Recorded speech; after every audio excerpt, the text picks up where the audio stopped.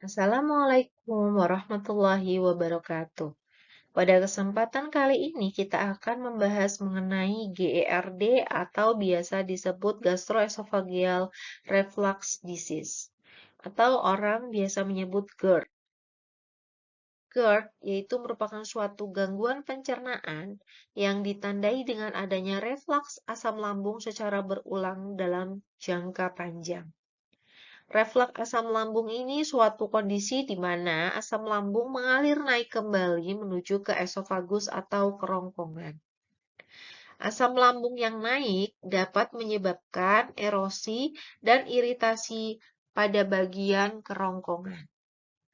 Kondisi ini menyebabkan keadaan sensasi nyeri ulu hati yang terasa panas seperti terbakar dan juga terjadi pada tenggorokan. Jadi kita bisa mengalami heartburn serta mulut juga terasa asam. Beberapa penyebab dari GERD ini, yang pertama adalah karena adanya reflux abnormal isi lambung dari lambung ke kerongkongan.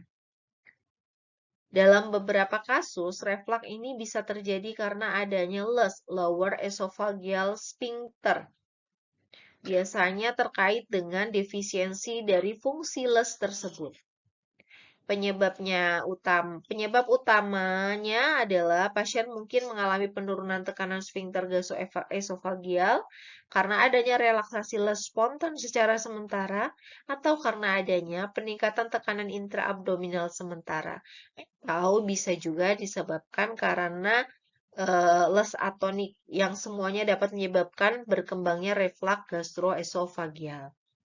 Penyebab lain dari GERD ini yaitu yang pertama karena faktor anatomi, karena esophageal clearance, karena resistensi mukosa, karena pengosongan lambung, faktor pertumbuhan epidermal, adanya buffer saliva yang juga dapat berkontribusi pada perkembangan GERD.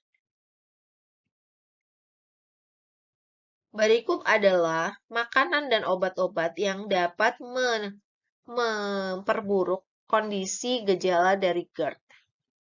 Yang pertama yaitu terkait dengan penurunan lower esophageal sphincter pressure, penurunan tekanan dari les.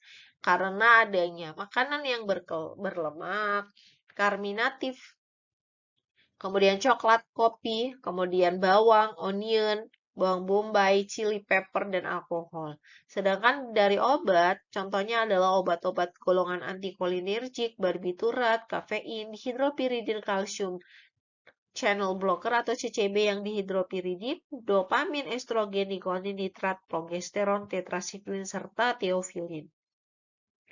Ataupun makanan dan obat yang dapat mengiritasi secara langsung dari mukosa esofagus atau kerongkongan, yaitu adalah makanan yang pedas, orange juice, tomato juice, kopi, dan rokok.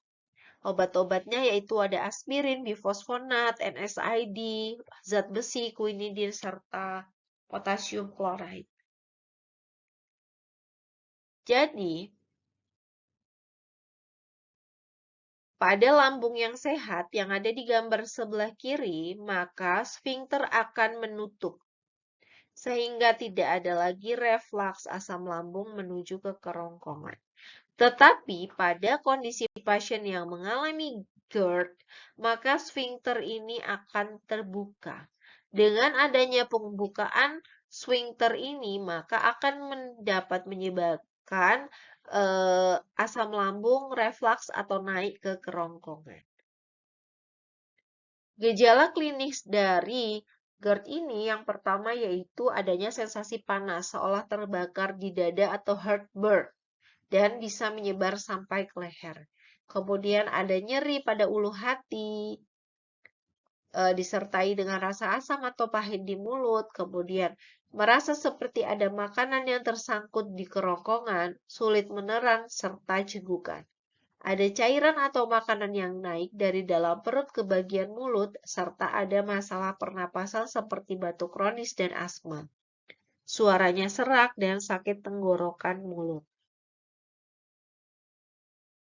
Terapi yang dapat digunakan kepada pasien GERD yaitu memiliki tujuan untuk dapat meringankan gejala. mengurangi frekuensi penyakit yang berulang, serta meningkatkan penyembuhan cedera mukosa dan mencegah komplikasi. Obat-obat yang digunakan pada GERD ini dilihat dari tingkat keparahan penyakit tersebut. Selain itu juga perlu adanya terapi farmakologi dengan merubah gaya hidup. Obat-obat GERD yang paling utama yaitu obat-obat yang dapat menekan asam. Contohnya adalah antagonis reseptor H2, tapi ini hanya digunakan pada pasien GERD yang tidak terlalu parah. Kemudian ada proton pump inhibitor. Biasanya pada pasien dengan penyakit erosif atau gejalanya sedang hingga berat. Dan banyak pada pasien yang sudah mengalami GERD ini akan mengalami kekambuhan jika penggunaan obat dihentikan. Untuk pasien yang mengalami GERD sedang sampai berat, maka pilihan utamanya yaitu menggunakan proton pump inhibitor. Sebelum kita memilihkan obat kepada pasien, kita harus meninjau obat-obat apa saja yang dapat memperburuk kondisi GERD pasien. Sehingga kita juga harus memantau terkait dengan reaksi obat yang merugikan atau potensi adanya interaksi obat yang digunakan oleh pasien.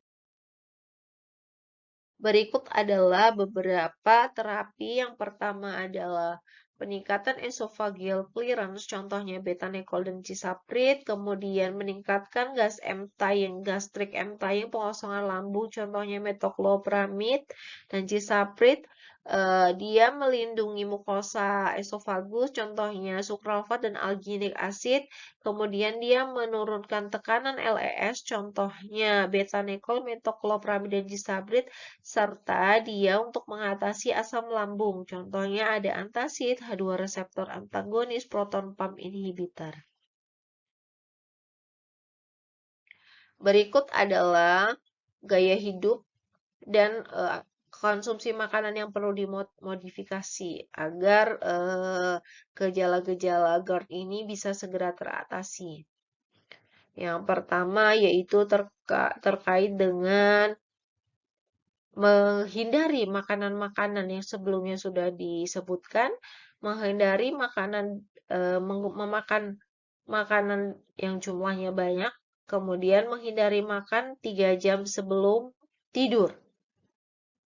Untuk obatnya yaitu menghindari obat-obat yang berpotensi untuk meningkatkan relaksasi dari LES, lower esophageal sphincter, atau yang bisa secara langsung mengiritasi mukosa dari esofagus. Kemudian juga menghindari obat-obat yang potensial untuk mengiritasi esofagus.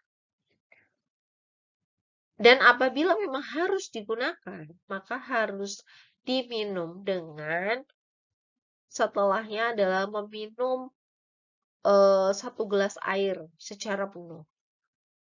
Untuk perbaikan lifestyle-nya, yang pertama kita harus menghentikan merokok, menghindari alkohol, kemudian menurunkan berat badan,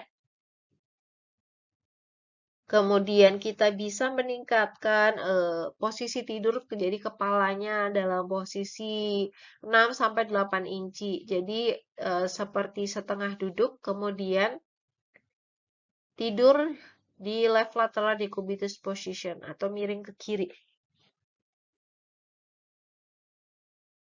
Berikut adalah beberapa terapi non-farmakologi terkait dengan modifikasi lifestyle, yaitu elevate the head of the bed, kemudian ada mengubah makanan, berhenti merokok, menghindari alkohol, menghindari tight fitting clothes, dan beberapa hal lainnya.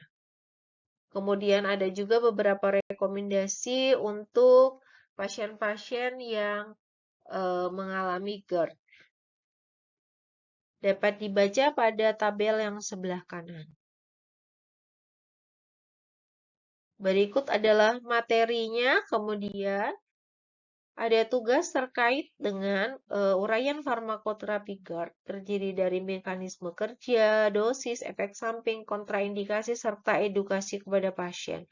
Tugas ini dikumpulkan ke dalam Google Classroom maksimal tanggal 12 Februari jam 23.59 dalam bentuk Word atau PDF. Penamaan tugasnya seperti yang ada di dalam slide ini, yaitu tugas cord_name_nama. Terima kasih banyak atas perhatiannya. Saya ucapkan wassalamualaikum warahmatullahi wabarakatuh.